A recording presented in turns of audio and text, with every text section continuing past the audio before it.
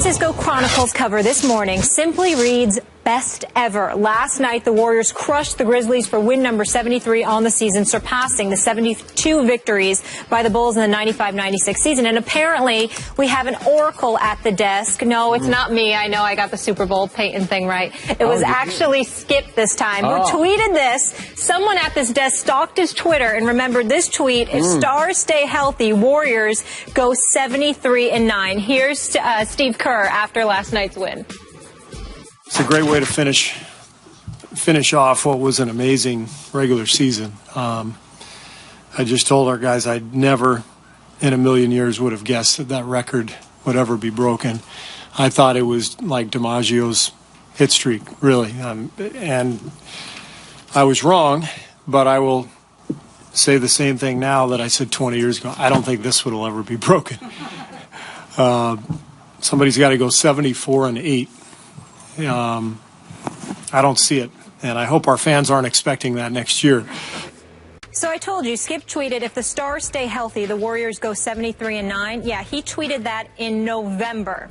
Also of note last night, Steph Curry hit 10 threes, making his total for the regular season 402. That's 116 more than his NBA record last season, Skip. So what was more impressive, Steph's season or the Warriors' 73 wins? Stephen A., to me, and I'm going to guess you're going to disagree, but I don't know, but I think that Steph's overall season was slightly more impressive than even the teams winning 73 games. And I realize there are those in the Warriors organization who vehemently disagree with my premise that as Steph goes, they go, because I hear, oh, but we have Clay and we have Draymond and we have a great coach and a great organization and great depth, and I get all that, and it's all true. But you also have Steph Curry, and without his magic, and I don't know how else to phrase it or put it in perspective, it's just sheer magic what he's doing and what he has done all year. He should be the most improved NBA player coming off his MVP last year because he took it up 5 notches from where he was a year ago. I told you this, Stephen A., about 3 weeks ago.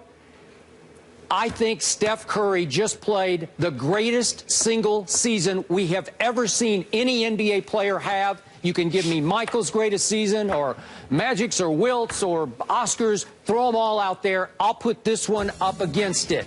And it fueled the 73 wins. Where would this team be without Steph Curry? To me, they would just be an also-ran. I'm sorry, as talented as the other guys are, this guy just gave us a revolutionary season because this guy, as Molly pointed out, last night made his 402nd three-point shot, breaking his record by 116 set last year. That's crazy.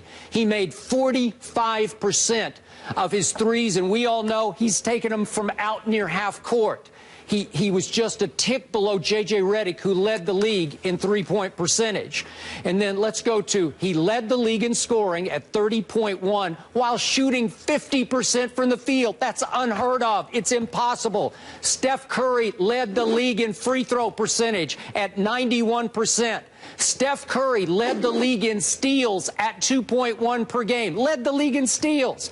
Steph Curry shot 50% from the field. How many times do I can't drive that home enough because he became as deadly a two-point shooter as a three-point shooter. And as my Spurs will be the first to attest, if you go out and try to get in his grill at the three-point line with 2 people, he will duck under you. You've talked about his handle. I'm not saying it's the greatest handle ever. Spurs couldn't stop him. He just dribbled between 2 Spurs and go right in the lane and make another trick shot off the glass. So to me, this whole year was the greatest single season, which fueled and propelled 73 wins. I give it up to Steph Curry, man. Be my guest. Well, I would hate to disagree with you, and I'm not going to, because I think you're absolutely right. I'm not going to take anything away from the greatness, the collective effort of the Golden State Warriors. I think Draymond Green, you know, I got to I think that he deserves Defensive Player of the Year this year, Skip Bayless. Yep. He would get my vote. Plus, offensively, recording as many triple-doubles. I think it's like 13 or 14 triple-doubles that he's done this year. The way he's passed the ball, the way he's rebounded, the way he's defended, he's been a pivotal figure. I look at Klay Thompson. I consider him the second-best shooter in all of basketball. I think about the Livingstons and Spates of the world. I got to give them credit coming off the bench. I got to even give Andrew Bogut love. He's no longer Andrew Bogus. He has shown up, and he plays his role to a T. And I love me some Harrison Barnes as well. And so I got to give credit where credit is due and acknowledge and recognize the fact that this team is incredibly special, and they deserve a lot of credit. But when I look at Steph Curry, here's where it just ends for me. He averaged 30 points per game this year on 50% shooting, where more than 50% of his shots were from three-point range. So he shoots 50% from the field. He shoots 45% from three-point range. He averages 30. He leads the league in steals, and he's shooting 90% from the free throw line, 90.8, which I believe also leads the league. Yeah. And so when I look at it from that perspective, this dude is just on another level. It is the greatest season. When you talk about the greatest individual season we've seen from a player, devoid of the kind of athleticism the Michael Jordans, the Kobe Bryant, and others have had. The marksmanship, the accuracy. He attempted 3 more three-point shots per game this year than he did last year, which explains why he's had like 116 more threes this year than he did the previous year.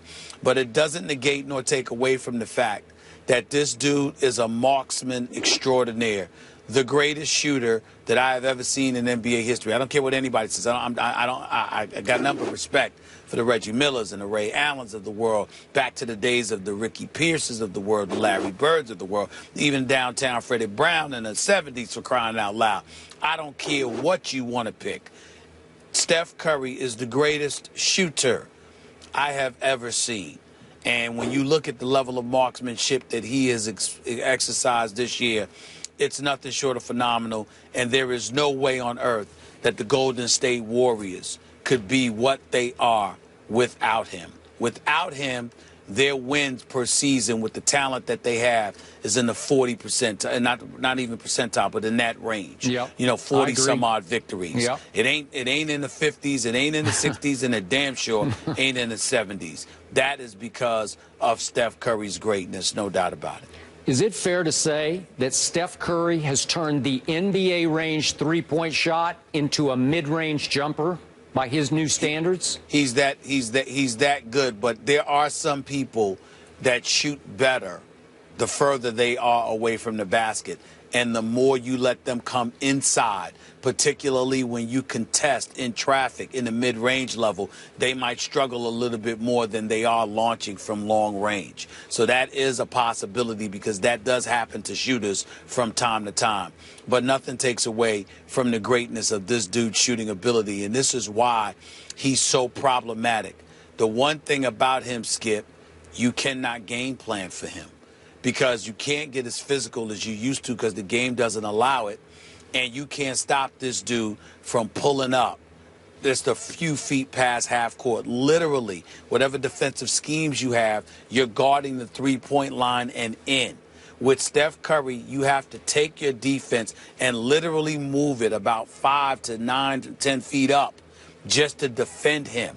And as a result, that opens the court up for everybody else who has any kind of individual ability, which is what makes Golden State's offense so potent.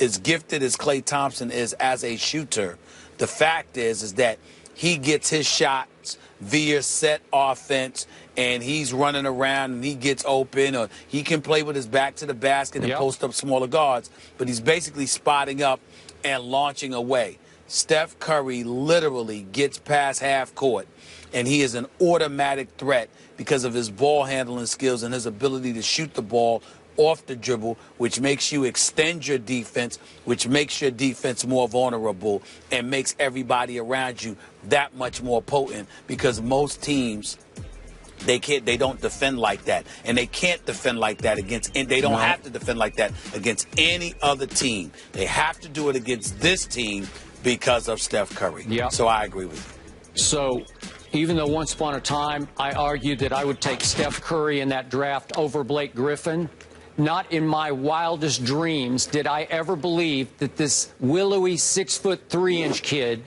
could end up dominating the NBA without LeBron's physique or Kevin Durant's height and length.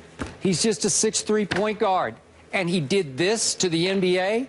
He took it up some other level that we've never seen before. That is revolutionary. Somebody had better figure Curry out because he's ruining careers. He is. If you're Russell Westbrook and Kevin Durant, your talent is too great not to have a championship. Yep. It doesn't look like you're going to have one with this kid standing in your way. You.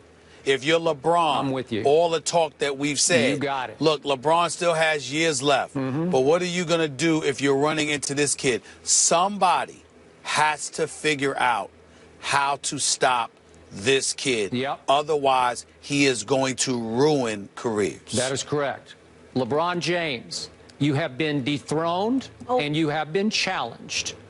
You don't have to disrespect King James like that. You don't really have to do he's that. been dethroned. Come on. We knew that last year. Steph is the best player in the league? We knew that last year. He is the best player in the league right now this season. This season, he's the best. He's been the best player in the league. But LeBron lost last June. You didn't say that remark all year long. Why are you saying it today? Why are you going to do that today? Because even during the finals last year, you and I both said repeatedly the best player on the planet is LeBron James. It wasn't until, I don't know, January, February, we started saying, time out. We have a new best player on the planet. We've been saying that for months, but I'm saying today to sit up there and look in the camera and to say, LeBron James, you have been dethroned. There was an opportunity for you to be disrespectful to one of the greatest players in the world. Why are you going to do that? You know why I did? Because the most interesting aspect of all this playoffs is not my Spurs or the Houston Rockets or whoever you are. It's LeBron and how he's going to respond to the challenge that Brian Windhorst keeps writing about on ESPN.com. I'm just saying you don't have to be disrespectful. That's all I'm saying. It's a call to action. Challenge. It's a call to action. Call to action. He's going to have a call to action. A call to action. You just finished acknowledging that LeBron James has been playing lights out for the last few weeks or so. Yeah. He's not playing against Steph Curry yet. You ain't have to call him out like that. That's all I'm trying to say. I think he has been fueled by Steph Curry just the way the Warriors have been fueled. I do. I think he's on a mission, man. This is going to be very he's on a mission too, but let's give him an opportunity to respond. All I'm saying is you ain't got to be the troublemaker that you can be when it comes to him with your instigating troublemaking self. That's all I'm trying to say. The playoffs are here, and I am excited about it. I have been waiting for this for months. Here we go. Go Spurs, go. So Curry set the gold standard. I got it in. You got it in. Go Spurs, go.